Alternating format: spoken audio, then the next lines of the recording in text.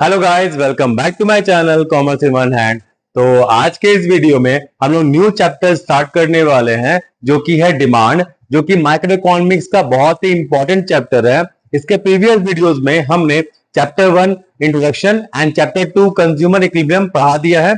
अगर आपको ये टॉपिक्स देखने हैं तो मेरे प्रीवियस वीडियो में आप जा सकते हैं। तो आगे बढ़ते हैं हम लोग डिमांड से। तो डिमांड होता क्या है?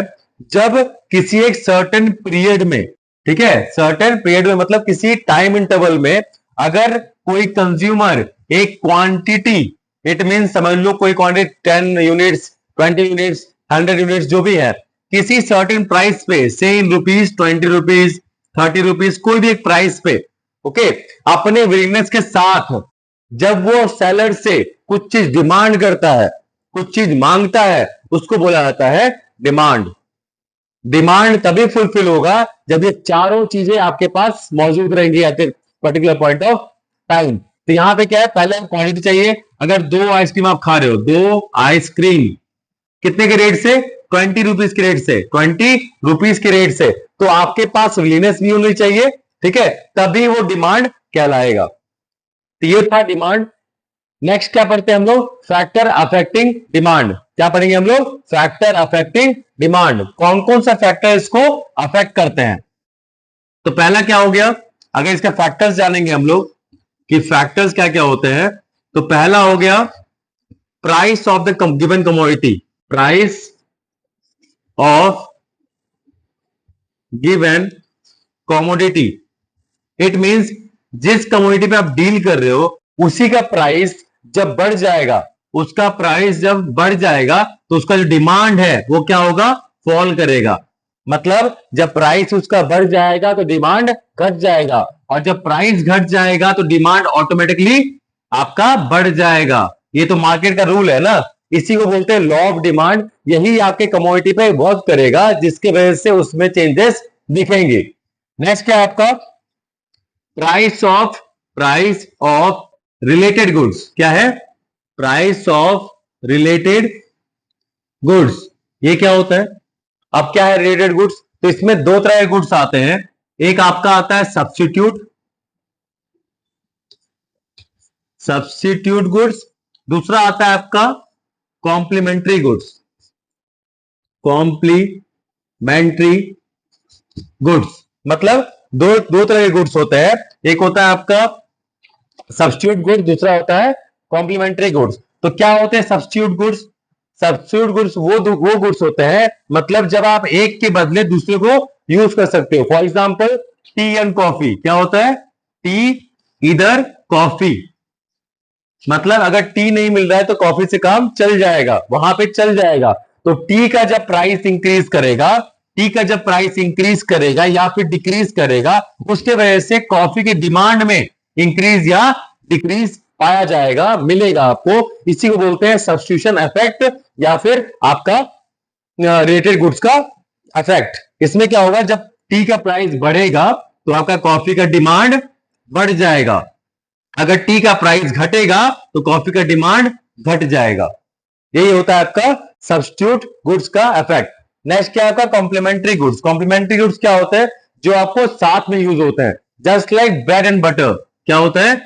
ब्रेड एंड बटर, या फिर पेट्रोल, कार पेट्रोल, या फिर होता है कार पेट्रोल, ठीक है। अगर कार का डिमांड बढ़ेगा तो साथ साथ पेट्रोल का भी डिमांड बढ़ेगा, कार का डिमांड घटेगा तो साथ साथ पेट्रोल का भी डिमांड घटेगा। यही आपका कॉम्प्लीमेंट्री गुड्स होता है, मतलब इसके वजह से भी आपके डिमांड में चेंजेस आ सकते हैं। तीसरा क्या है? Income of the consumer. तीसरा क्या है आपका? Income of the consumer. तीसरा पॉइंट है income of consumer,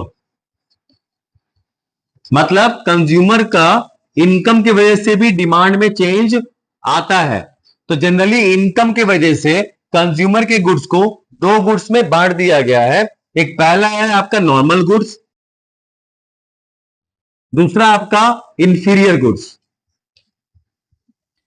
inferior goods मतलब जब आपका इनकम ठीक ठाक रहेगा, जब आपका इनकम ठीक ठाक रहेगा तो आप नॉर्मल गुड्स कंज्यूम करोगे।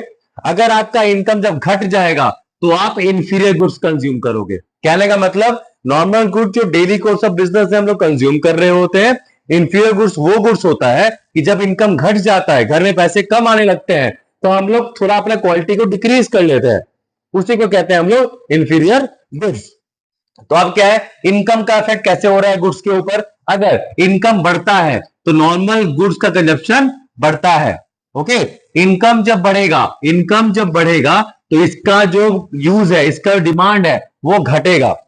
जाहिर सी बात है, अगर इनकम बढ़ता है तो हम लोग इंफीरियर गुड्स खाना पसंद नहीं करेंगे। ओके, यही चीज आपका वाइस वर्सा, अगर आपका इनकम घटता है तो आपका नॉर्मल कंजप्शन भी घटेगा, अगर आपका इनकम घटता है तो इंफीरियर गुड्स का कंजप्शन बढ़ेगा, vice versa. Okay, next point क्या आता है? चौथा पॉइंट आपका टेस्ट एंड प्रेफरेंसेस। चौथा पॉइंट आता है टेस्ट एंड प्रेफरेंसेस, बहुत इजी है। चौथा पॉइंट टेस्ट एंड प्रेफरेंस, जो कि आज के डेट में बहुत देखा जा रहा है। जैसे कि जिसको जो चीज खाने पसंद है, जस्ट लाइक अगर डोमिनोज में लिया जाए, KFC एंड डोमिनोज, ठीक है, इसमें ऑप्शन लिया जाए तो किसी को KFC जाना पसंद है तो किसी को डोमिनोज। तो जिसको KFC जाना पसंद है उसको KFC ही जाना है, तो उसका डिमांड उसकी वजह से राइज होगा, उसके टेस्ट की वजह से या उसका प्रेफरेंस की वजह से। मतलब अगर उसको ऑप्शन दिया जाए कि KFC चलना है कि डोमिनोज चलना है, तो वो जाहिर सी बात है वो KFC टिक मारेगा, ठीक है, प्रेफर करेगा। तो इसीलिए KFC का डिमांड ऑटोमेटिकली बढ़ जाएगा। मतलब किसी कंज्यूमर के टेस्ट और प्रेफरेंस की वजह से भी उस कमोडिटी का डिमांड बढ़ता है या फिर घटता है, मतलब इट मींस वो अफेक्ट कर रहा है। नेक्स्ट पॉइंट क्या है आपका? पांचवा पॉइंट है आपका, खत्म। पांचवा पॉइंट है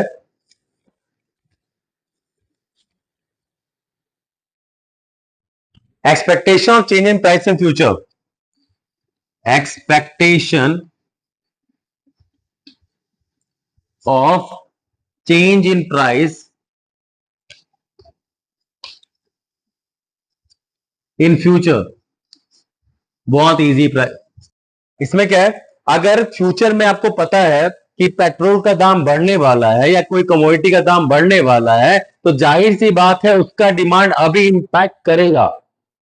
ओके, अगर फ्यूचर में पता है कि उसका प्राइस घटने वाला है तो जाहिर सी बात है उसका इंपैक्ट अभी के डिमांड में होगा। तो वही यहां बताना चाह रहा है कि पॉइंट की मदद से कि किस किस रीजन की वजह से डिमांड अफेक्ट होता है। तो यही टॉपिक है आपका, factor affecting demand. Thank you.